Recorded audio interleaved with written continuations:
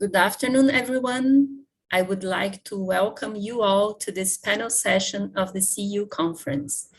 In this panel, we will hear about SDG 17, Partnerships for the Goals. Actually, it's the plenary session, not a panel. It is a pleasure to present the chairperson for this plenary session. She holds a PhD in Scientific and Technological Policy from the State University of Campinas in Unicamp. She was a postdoctoral fellow at the Center for Science, Technology, and Outcomes at Columbia University in the US. She was a postdoctoral fellow at this. She's a full professor at the Education College at the graduate program on public policies here at UFPR. She's a former professor in the program on development studies at the Autonomous University of Zacatecas, Mexico, visiting researcher at the Center for Science Policy and Outcomes in the US, and fellow in Science, Technology, and Innovation program at the Woodrow Wilson International Center for Scholars in the US. Her main research areas are science, technology, and innovation policy, social implications of emerging technology, work and education, academic science evaluation, and scientific internationalization policies. She's a former president of the Latin America Association for the Social Studies of Science and Technology, ESOCITE, and a member of the Council of the Society for Social Studies of Sciences. She's also a former appointed member of the Brazilian Federal Council on Nanosciences and Nanotechnologies, and is currently part of the board of the ESOCITE Brazil. She's an associate editor of the journal Engaging Science, Technology, and Society. Professor Noela Invernizzi Castilho, the stage is yours. Hello, everyone. Welcome to our plenary session. I think that we are going to have a very nice discussion here. We have two wonderful presenters who combine an academic side and the UNESCO perspective on sustainable development goals. So I will present both the speakers now, and then we will have their talks and open the room for questions and comments. First, I will present Professor Johan Schott, who is a professor of global history and sustainability transitions at the Utrecht University Center for Global Challenges. He's the director of the Transformative Innovation Policy Consortium and former director of the Science Policy Research Unit, the SPRU, at the University of Sussex. Professor Schott's interest oriented around action-driven research that focuses on integrating disciplines and providing the historical perspective for increasing knowledge to support positive societal change. Professor Schott is also a network building that fosters multinational interdisciplinary collaboration with governments, civil society organizations, media, and the world of business. He has an impressive curriculum that you may look at because it will take a lot of time to talk about it. Then we will have another talk from Guillermo Anlló, who is an Argentinian working now at UNESCO in my birth country, Uruguay. So Guillermo is an economist and master in science, technology, and society. And he's specialized in science, technology, and innovation policy, bioeconomy, and innovation indicators. He was the Vice Secretary of Technology and Innovation at the Secretary for Science, Technology, and Innovation at the province of Buenos Aires, Argentina. And he also worked for the Economic Commission for Latin America and the Caribbean, the ECLAC, or CEPAL as we know it. And also he worked as a researcher and professor at the University of Buenos Aires. So he's now at the regional office of UNESCO for Latin America and the Caribbean, based in Montevideo, where he is responsible for UNESCO's regional activities on science, technology, and society, STEM education, science communication, gender in science, open science, and other science and technology related areas. So thank you very much for joining us in this conference. And so we are going now to have their talks on the, we organized these both talks around the challenges for research regarding Sustainable Development Goal number 17, which is the one that connects all the others. So Professor Schatz, please, you can share your presentation and the floor is yours. Thank you. Thank you, Noella, and thank you for having me and inviting me to give this talk. I will not look at SDG 17 because that one is about collaboration and partnership. And in fact, that's a way to look, as you already indicated, to look at all the SDGs. So the title of my talk is Mobilizing the Power of Transformative Research for Addressing the Sustainable Development Goals. Next slide, please.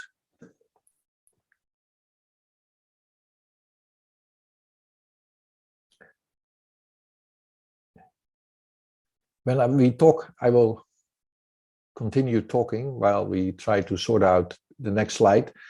The Sustainable Development Goals are an important agenda because they represent the idea that we need to move to a new development pathway. So they are not just about reaching goals. In fact, they are about redirecting our economies and societies. And that is what I mean by transformation. So they create a larger agenda to think about these transformations necessary. And they induce deeper reflections about the choices and directions for knowledge production and the need for interdisciplinary and transdisciplinary research. And both are about, in fact, collaborations and effective partnerships. Next slide. So when we talk about the SDGs, of course, we know we have 17 SDGs. And here you see the subtitle or the strapline, I would like to say, of the Sustainable Development Goals, because they are aimed at this transformation. And in fact, my argument is, instead of focusing on the goals itself, we should first focus on transformation. Next slide. And when we look through the lens of transformation, so we here in this slide, you see that I've put transformation in the middle. So transforming our world. And through this lens, you can see that there are 3 types of SDGs. So one type is about what we call the change of socio-technical systems. So what is a socio-technical system? That is a set of elements that makes it possible to provision a basic need, like energy, mobility, healthcare, food.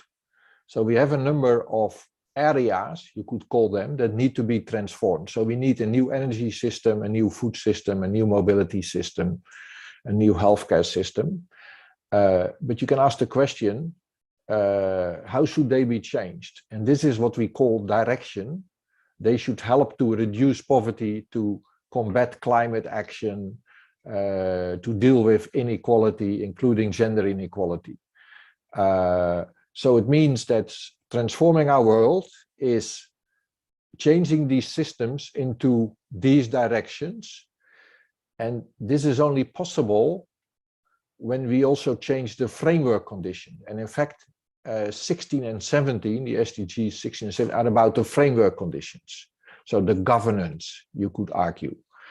So this is my basic way of looking at the SDGs. And this is also a lens to look at research systems. And that is what I have been doing, and I will show you two examples. Next slide. So what we did, I looked at my own university, and I asked the question, is the research done at University of Utrecht addressing the SDGs? And here we built a thesaurus of keywords, and these keywords were matched with keywords in publications and the abstract, and so we used bibliometric methods. And here you can see the distribution, and you can see that a lot of research is done for SDG 3, for example, SDG 13, and less so SDG 1. So you get a distribution. Let me say this is different from a ranking, because these methods are often used for ranking, say this is the best university. So what we produce is a map of knowledge, a landscape. And you can, as a university, try to navigate through this landscape and see whether this represents your set of priority. But this is still focused on single SDGs. And I think we need to move beyond single SDGs, as I explained, because we need to move to the combination of SDGs reflected in these three types. Let's first go to the next slide. So here you see the development over time in Utrecht, and you can see that around 2010, the SDG on climate change really took off the research. And this is different because you see the benchmark of the Netherlands on the left side. So this is different for the Netherlands. And again, this is just a temporal analysis used for navigation. And what we do with this is we reflect with university colleagues. So this is not a top-down instrument to be used to say we need to move in that direction, but it's a way for all researchers that we can see where we are on the map. Next slide. So then we did what's called a triad analysis, and I can't go into technical details for this, but it basically means that we look at research communities. So we look to what extent publications share references. And if they share many references, they are part of the same research community because they draw on the same knowledge base.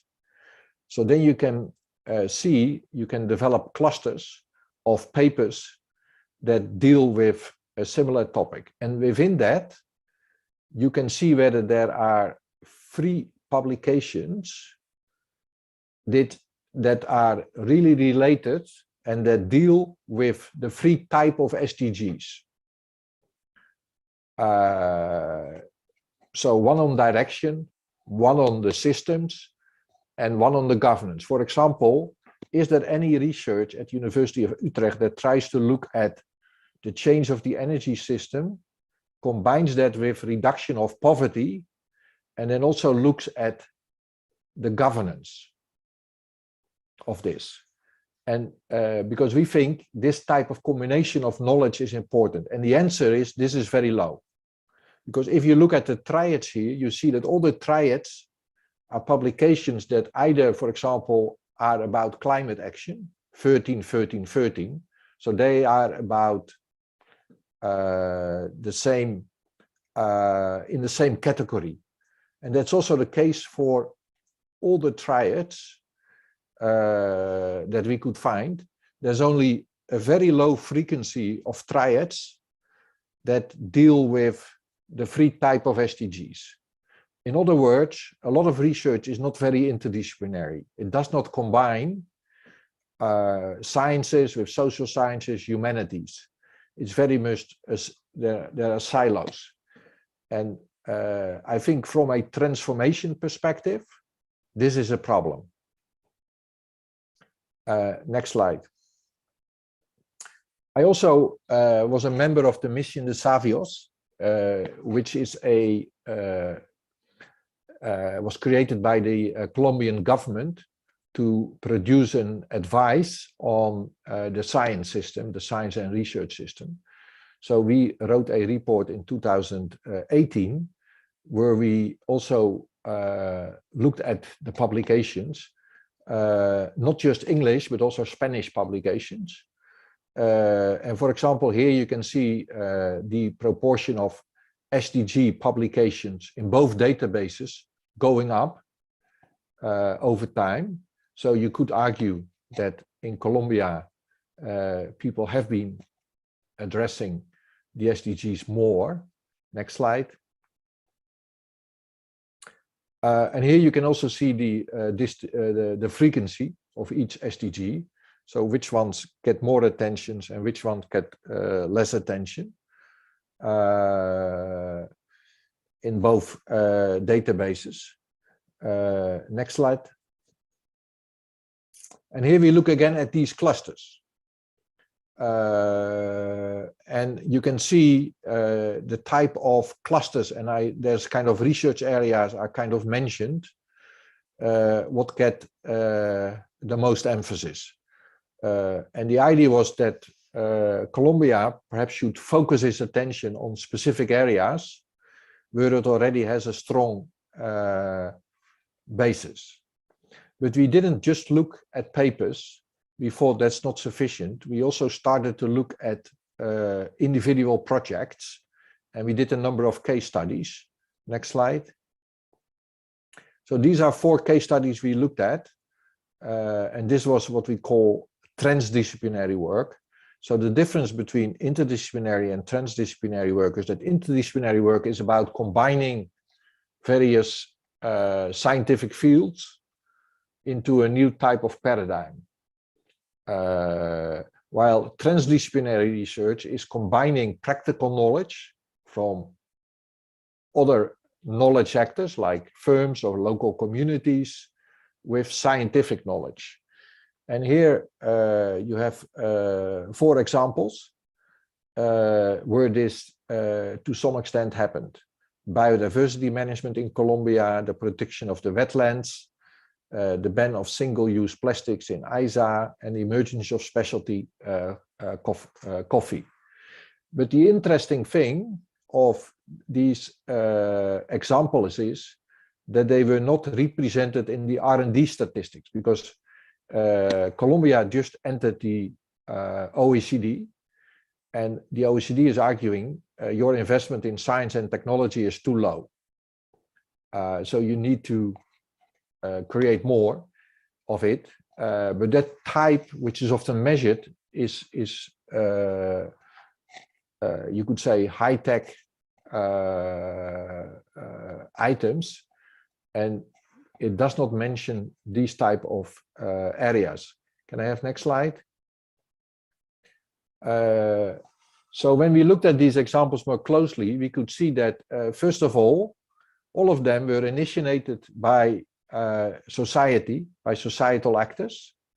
So the role of policy was not to start the transformation process. And a lot of policymakers often think, and certainly science, technology, and innovation policy makers think they are the start of the process. While what we see is they are entering a transformation process which is ongoing. And they should be more aware of that. And these initiatives we looked at, they represent experiments with alternative practices that transform what we call dominant practices, and we call them transformative niches. There's a whole lot more language and ideas around this. If there are questions about them, I can answer them. And the important thing is they are not counted. While innovative knowledge is produced and developed, and universities are involved in these initiatives, helping them, to become more transformative. So, and in fact, this is very important, perhaps as important as publications. Next slide.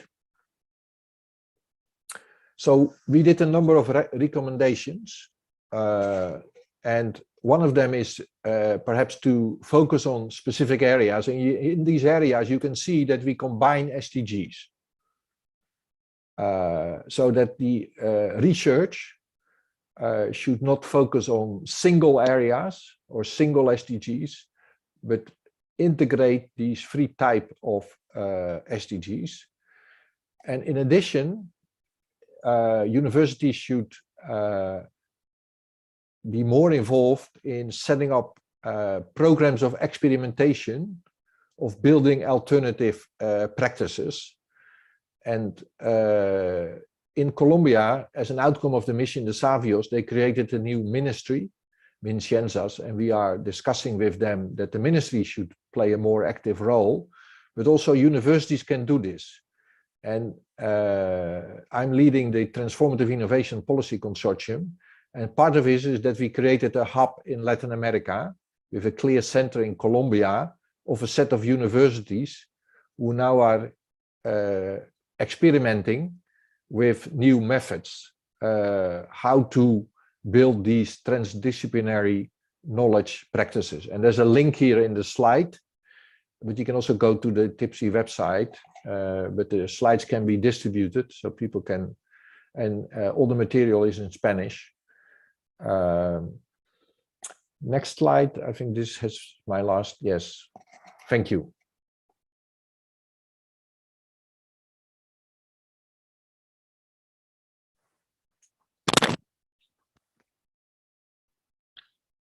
Thank you, Professor Schott. Anna, are we going to have the questions at the end?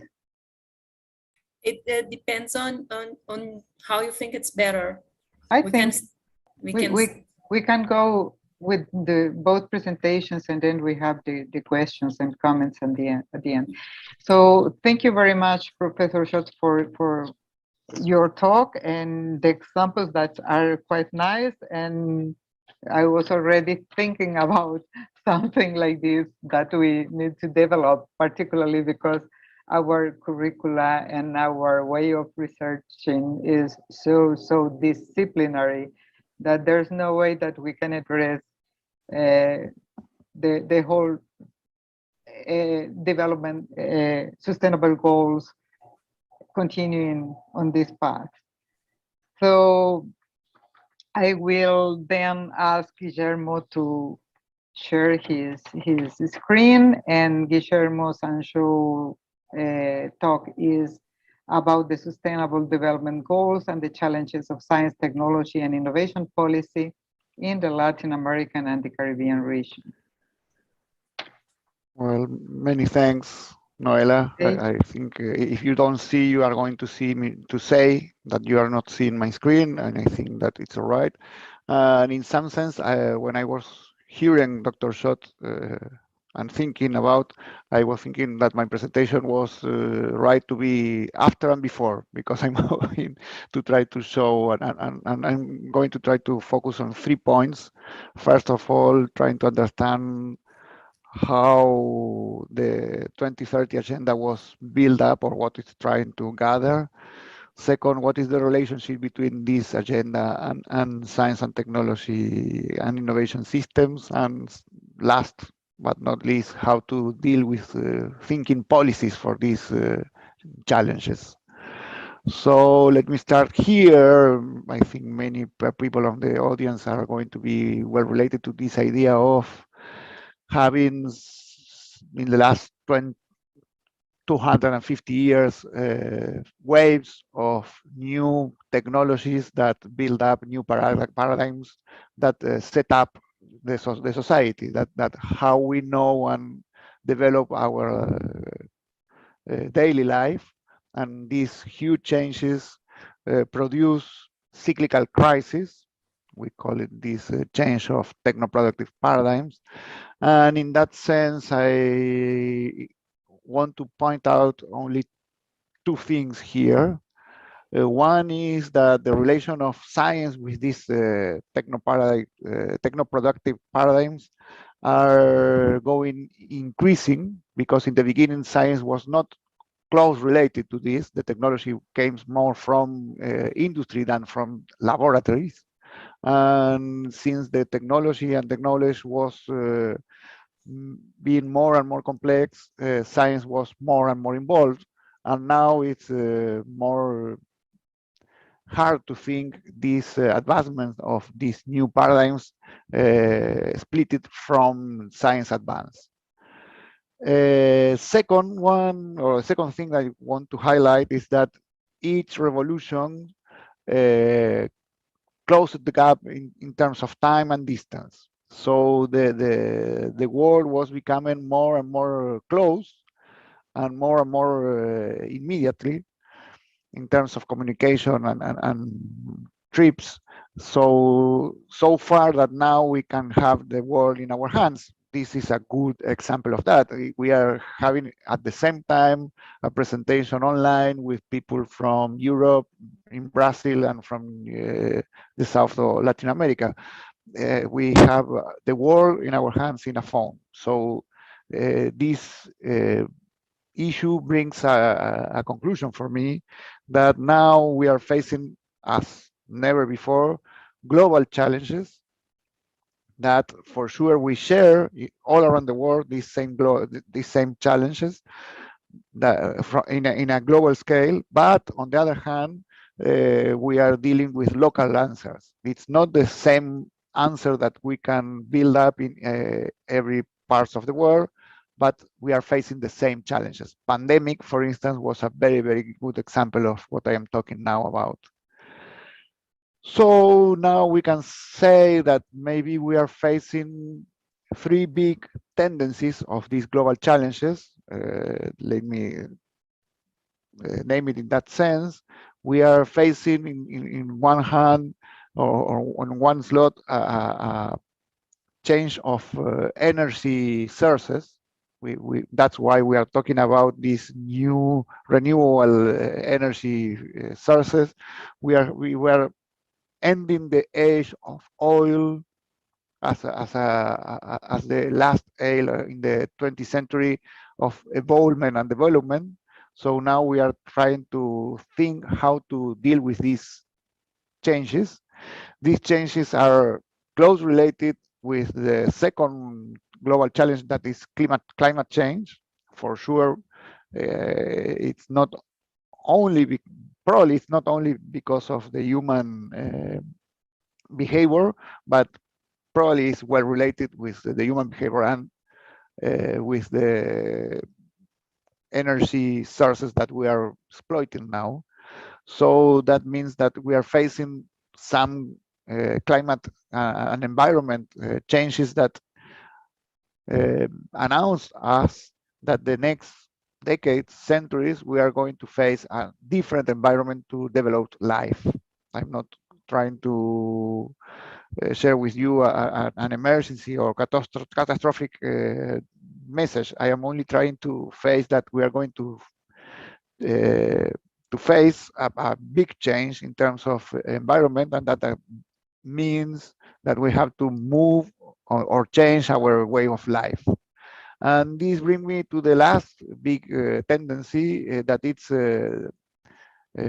demographic boom. We are facing this, the demographer says that we are going to face or I don't know how to say it in English or in Spanish, but let me put it in English terms, is 12 billions of population, when we face 1 billion of population at the beginning of 20th century. So that means 12 times more people on the planet, and for sure that means a lot of changes. And this population is not only a growth in the numbers, but means a change of kind of life and the behavior, because this means more people around cities. We are facing now, since 2007, for the first time in the history of humanity, more people in urban people than rural people. So that means changes on the behavior of the people, changes on the consumers' habits, and we are also moving for, let's say, in that way, rural poverty to middle class, lower middle class urban population. So these three big challenges, in some sense, are gathered. I am going to show a different form of the global, the 70 SDGs, the Sustainable Development Goals that Professor Schott shows us. I love that his chart. I am going to ask him to use it, but now let me put it in more United Nations idea. United Nations used to say, well, the last one is not alliance, it's partnership, that the 2030 agenda share 5 Ps. That means that the 2030 agenda, and I'm talking of the 2030 agenda in purpose. It's not because this is not a set of 17 goals. It's an agenda that gather these 17 goals, that it's more than 17 goals. You have to think that you have to trying to target each of them, thinking on the other ones, and do it all at the same time. It nothing.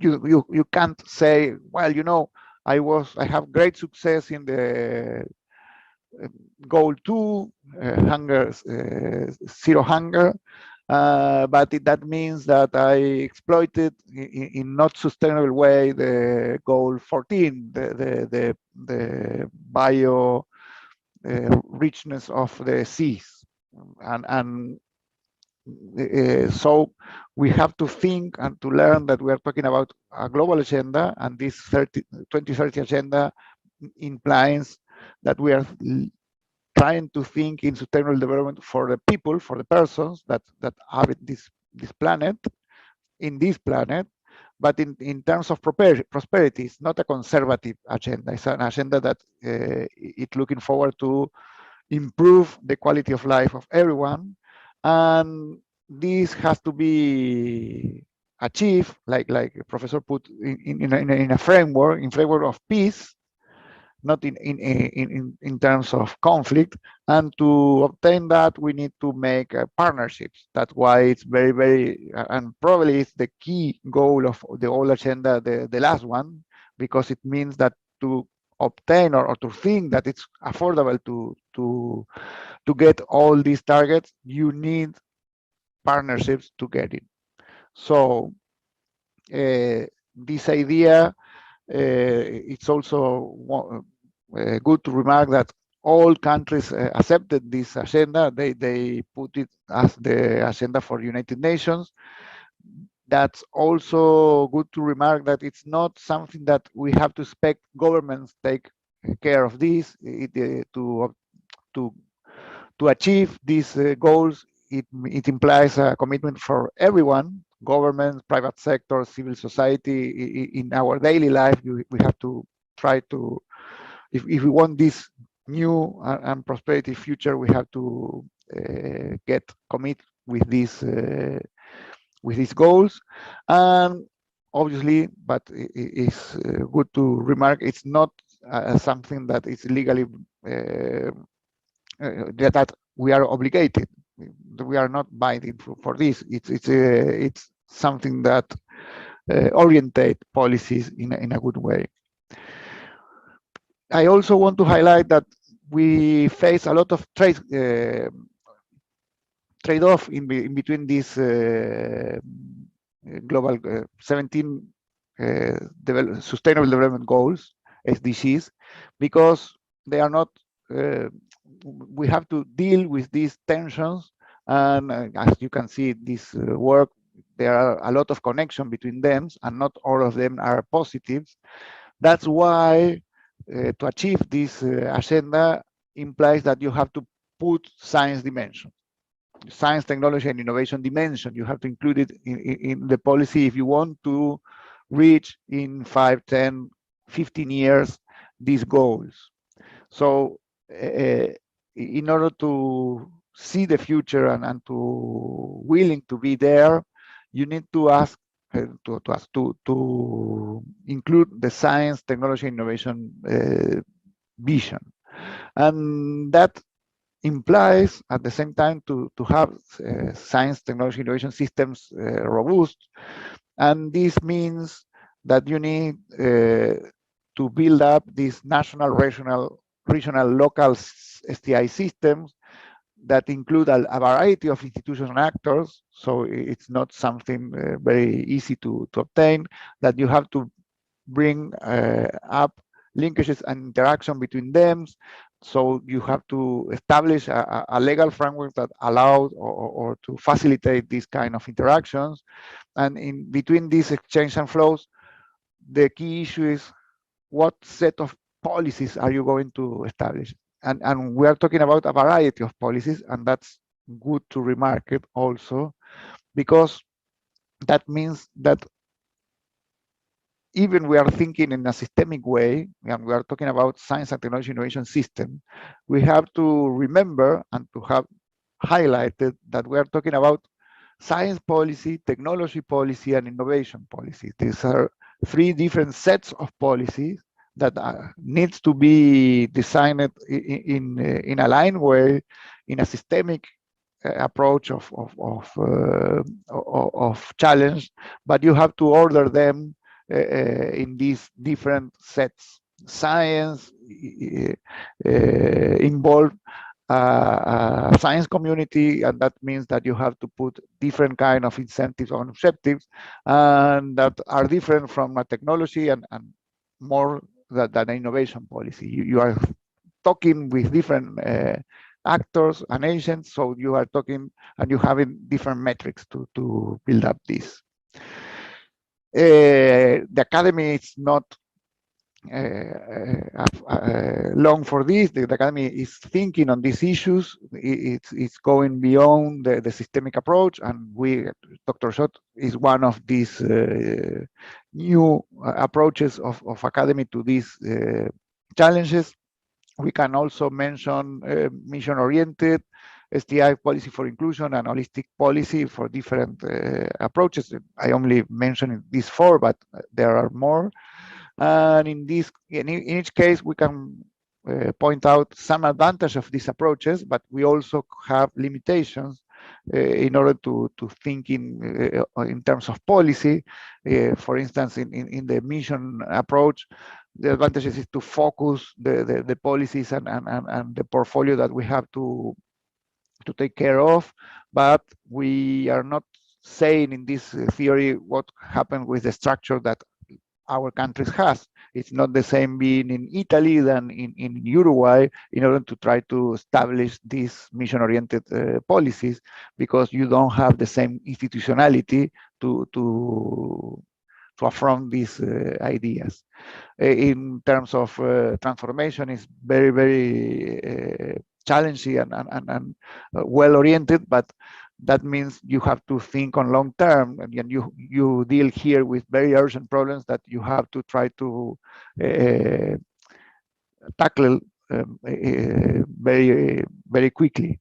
The bottom-up democratization, that it's a more Latin American approach from Judith Sutz, it's very, very well related with the main challenge of our societies, but at the same time, it taking aside the demands and the problems of being on the frontier of knowledge, that you needed also to deal with these problems. And so let me talk my last 5 minutes in how to think these policies.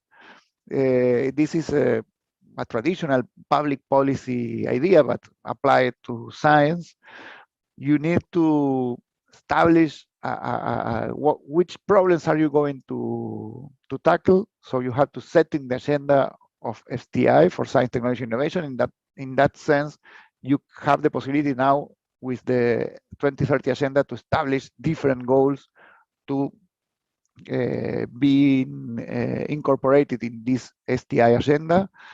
Then you have to formulate, identifying and assessing the different possibilities of policy that you can apply to tackle these problems that you already set. And the government is going to take the decision which set of these possible solutions is going to apply, because they are not all the same, and they could have different possibilities, problems, and challenges. When you decide what kind of policy you are going to apply, then you have to start implementing the instruments and to instrument this policy to bring it to the territory and effective, put it on march. And then you have to give in time to the action, but then you have to review in these policies to review if these policies have or not effects on the problems that the agenda set at the beginning, and then you have to reset the agenda. This is the cycle of the process of policy, and there you can put the SDGs as part of this cycle. Then, without thinking in the SDGs, the science, technology, innovation policies, the three of them, but thinking in a systemic way that have to deal with these different issues that, as you can see, there are very different points that you have to take care of. You have to think on the broad goals, but you also have to think what are the development plans of the country in order to be coherent with the policy that you are implementing. You have to set up steps for monitoring and evaluation of this policy. You have to think how to include the more diversity approach and thinking on the future. If you are thinking on the future, you have to include the youth in some way. You have to think on legal things, governments and legal frameworks to establish these policies.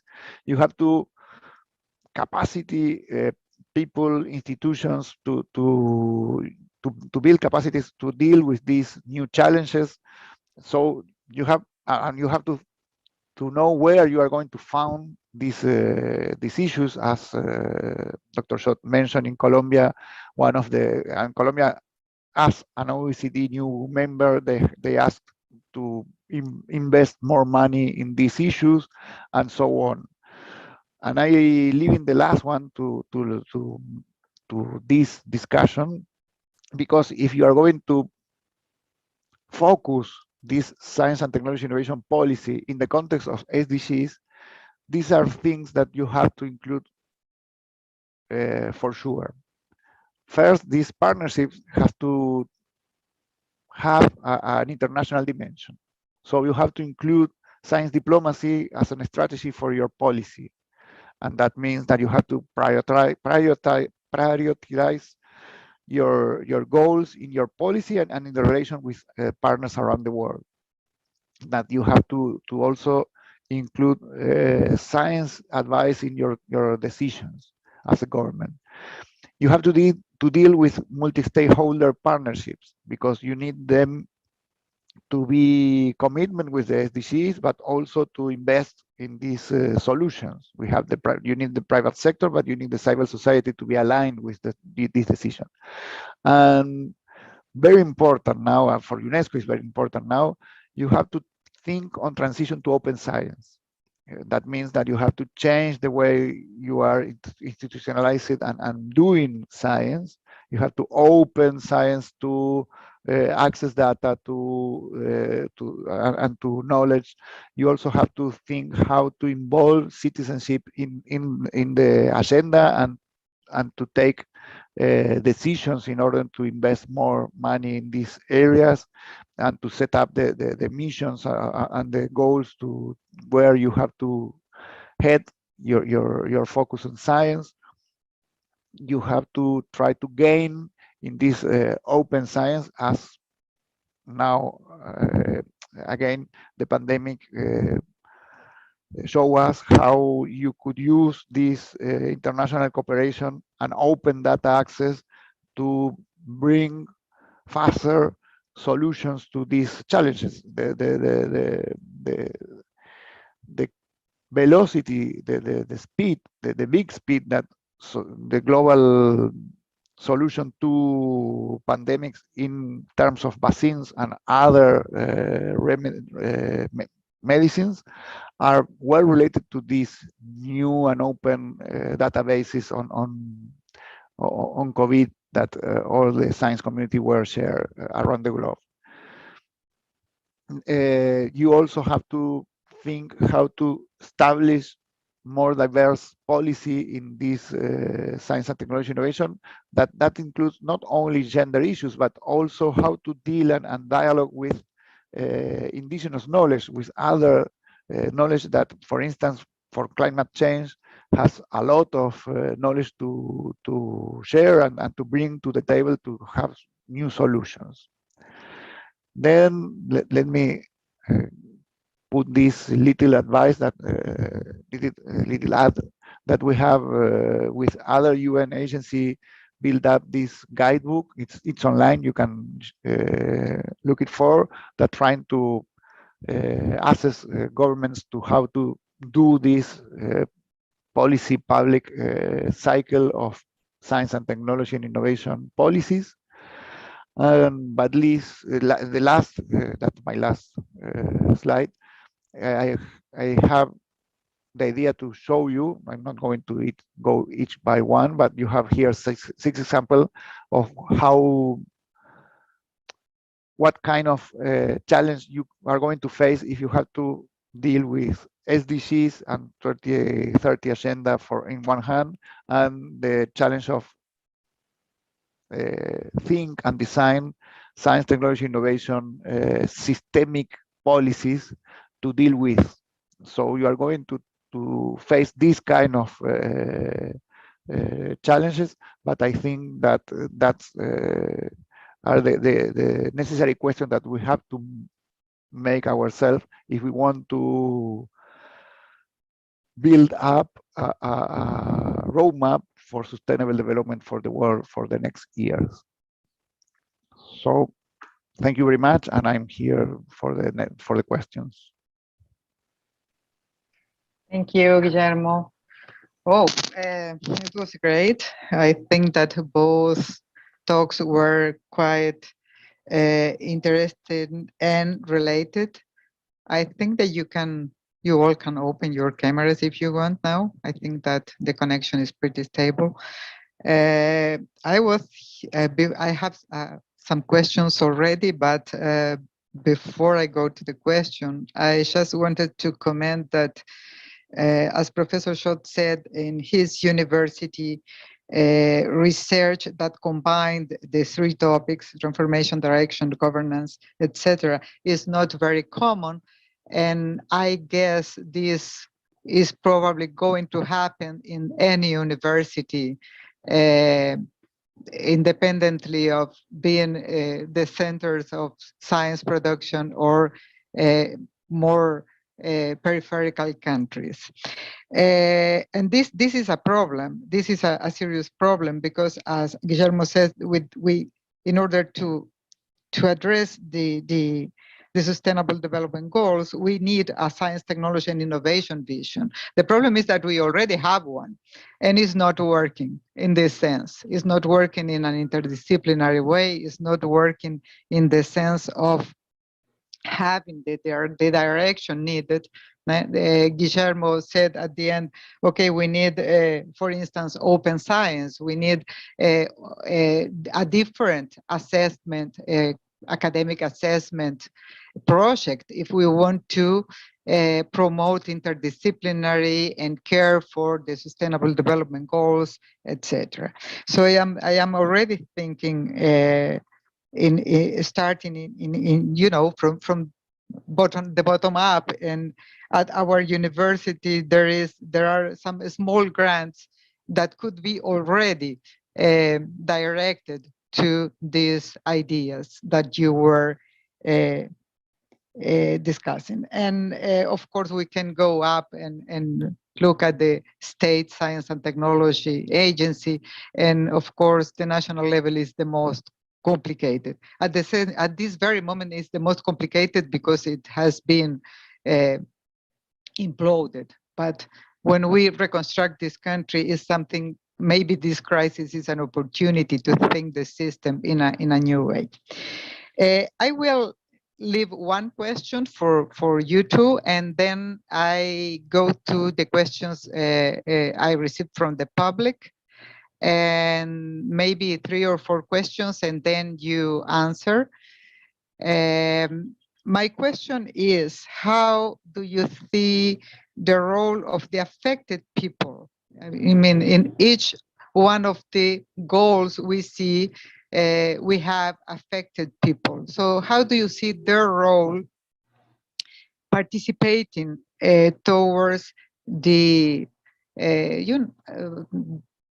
or participating in how, in the way we promote research to address the goals? I mean, I don't think that the usual top-down approach will solve the problems we are facing in a way that is contextualized and useful and caring regarding the values of the people all around the world.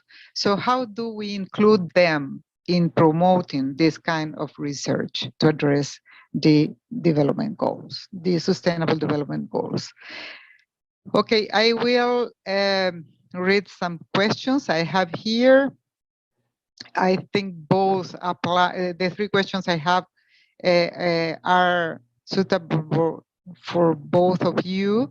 The first one from Artemis Javiera is how this transformative approach goes out from university walls more in a political way in the long-term horizon. I think this one was more for Professor Schott.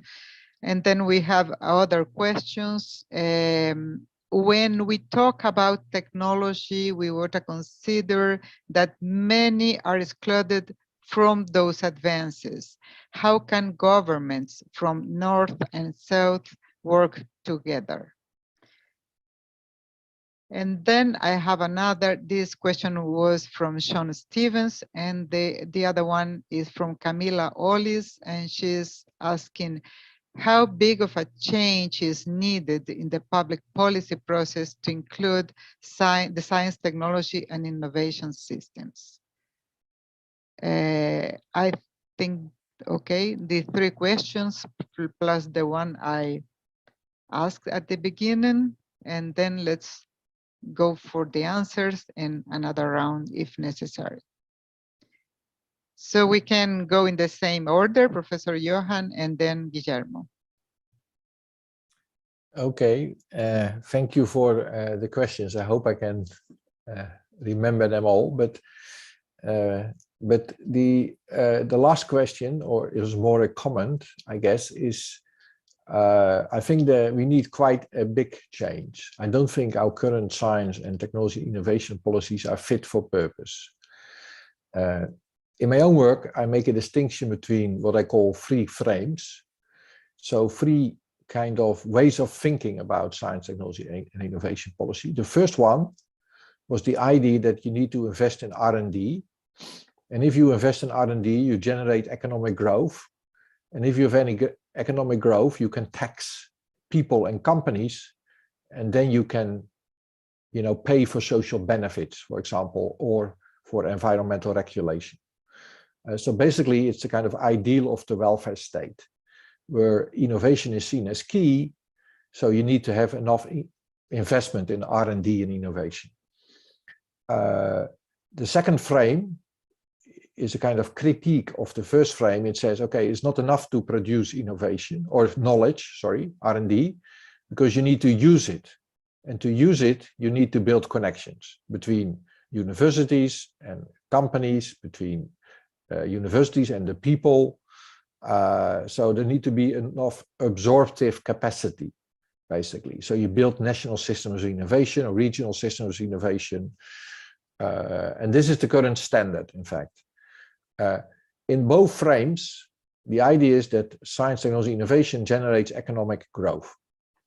In the third frame that I try to promote, the focus is on social and ecological challenges.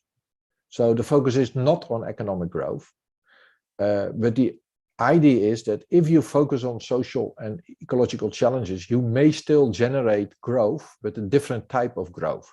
But that's a byproduct. It's not your first, so you have to articulate the problems you want to address. And this is called directionality. So directionality is key. And this brings also me to your question, Noella, is that there's two answers to this. One is that when you innovate, you need to anticipate impact. So it's not sufficient to say, I am doing the innovation, I'm not responsible for the impact. So if you produce innovations that cause unemployment, it's your problem as well. If you produce innovation that cause climate change, it's your problem as well. So the impact needs to be integrated and in fact be core, certainly to the public science, technology, innovation policy. It needs to be the starting point. At the same time, we should make sure that the people who are impacted are part of what is called the national system of innovation. So the voice of the people should be part of it and certainly be part of the experiments. So in transformative innovation policy, we promote experimentation with solutions. And in this experimentation process, it's very important to involve the people who are impacted. But again, this is all a very big change. Perhaps I missed the first question. Can you repeat the first question?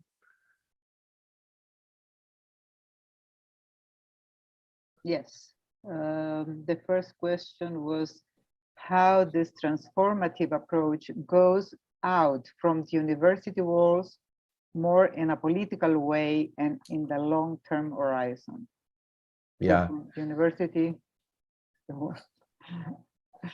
Okay, so I'm not sure whether I fully understand the question, but in any case, the starting point is that choices are at stake when you talk about technological change, also political choices.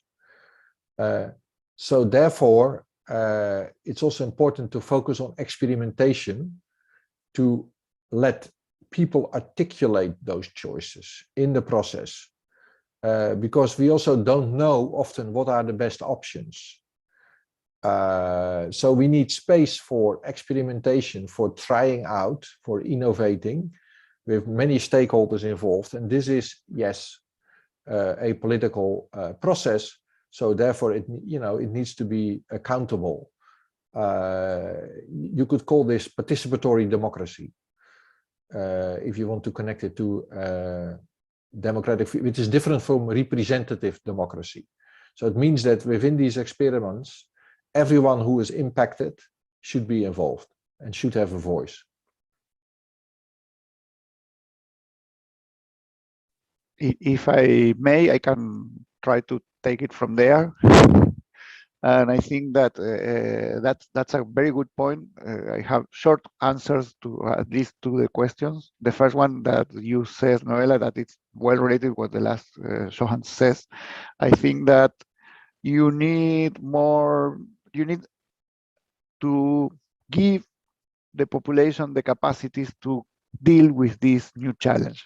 And that for me is more education, not more education that we used to have. We have to rebuild the form that we educated in science and technology.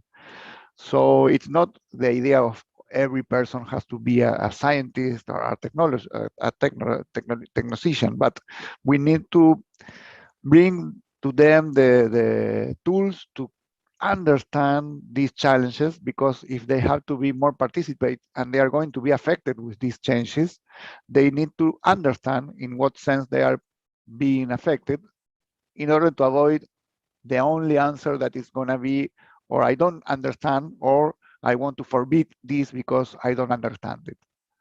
So I think that that's a big question, a big challenge, sorry. And the last question, my answer is yes, for sure, you need to change government policies and many things because we are facing big challenges. And we have to do it faster as we can, but we have take we have to be patient enough to do it, because I think that this is a process. It's impossible to think that we are going to say, well, you know, from Monday we do everything in another way. But we have to move. We have to start going in this right direction or new direction. Right for me, because I think that we have to change to face these new challenges. You mentioned open science. Open science is not something that you launch a law, a bill on the next week, and everything is going to be different. You have to move the incentives on the university. You have to move the incentives on the financial agencies of science. You have to change the way that government use science. You have to change the mind of scientifics that now are thinking only in papers because of the system. So I think that it's a process.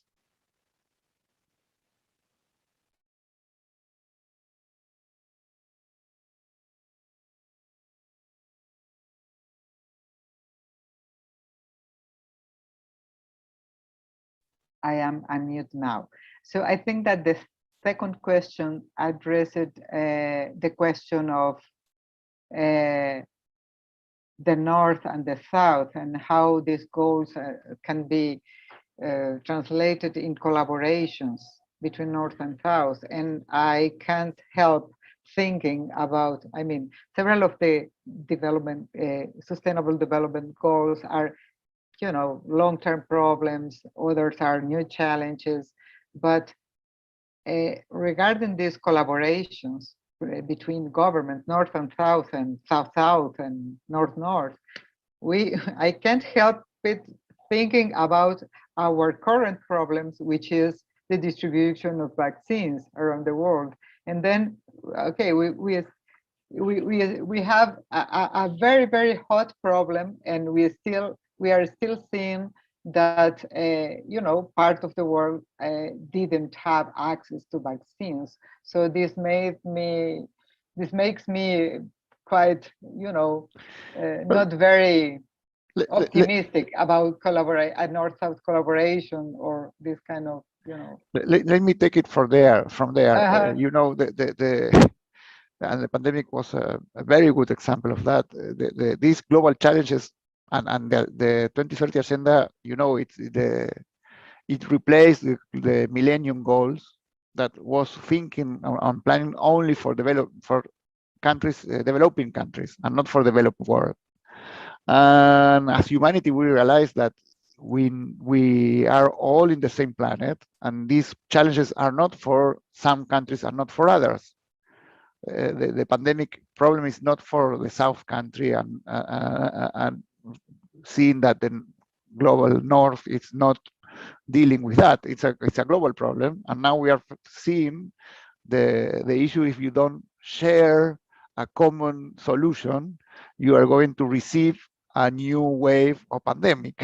So it's something that is happening now. And the same with climate change, the same in many different ways. The problem of migration, for instance, that the Europe is facing and trying to avoid, it's a problem of climate change in some sense, and it's also a problem of well-being in these other countries on the South. So if you want to avoid this kind of problem, you have to think on global terms, and you are going to be pushed to cooperate. But these are long process. I think that fear is going to be a very good incentive. And we have to be patient, that we have to face probably in the way different and big problems. But at least we have to say, well, we can wait to the last moment, or we can start now trying to deal with it and trying to bring all together. I think that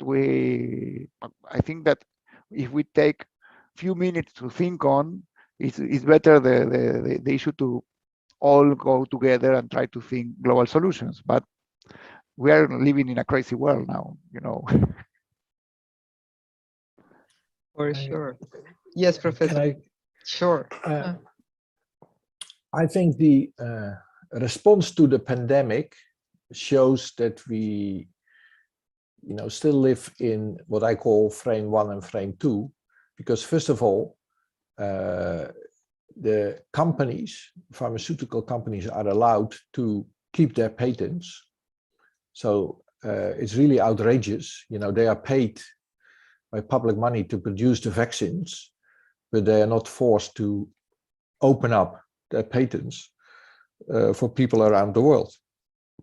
And this type of idea that you need to protect knowledge in order for companies to be able to invest in R&D is part of what I call frame 1.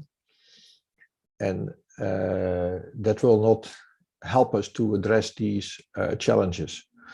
The other problem is that the answer is a medical fix. Vaccination is very important. I'm vaccinated, so I'm at the same time, it's very clear that this pandemic, there's, the origin of this is the way we treat nature, and also the way we think about healthcare. A lot of people who die of COVID are people with underlying disease, and all these diseases are lifestyle related. And in the medical response, I see no awareness of that we need to think in new ways about healthcare. So they just, deploy the existing fix, which I don't think we will be sufficient to solve the problem in the long term. So yes, it makes you pessimistic as well, me as well, when I look at this. Yet at the same time, what always makes me optimistic, if I see all the what I call experiments or alternative practices. There are so many people working on new initiatives and very nice initiatives all around the world. So it's about connecting the dots and empowering these people and these initiatives, and that's what the role of public policy should do.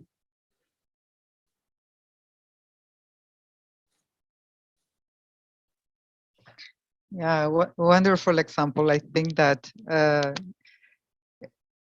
that this example of the vaccine shows a more reductionist approach to problem solving while keeping people healthy and happy as well. Is the transdisciplinary approach that is needed, much needed, to address the sustainable development goals. Well, is there another question, Camila? Clarissa? Disculpa. No. Okay, so we are at the end of our session. Now is the closing ceremony of the event. I thank you very much, Professor Johan and Guillermo, for your talks and for your participation in this meeting. And I also recommend that you visit Professor Johan's page and UNESCO's activities on the Sustainable Development Goals in our region, the Latin American level. And okay, it's been a pleasure to share this session. It was quite interesting, and I hope this encouraged us to think more in a more interdisciplinary and transdisciplinary way to develop research and to find answers to all these many challenges we were talking about. So thank you.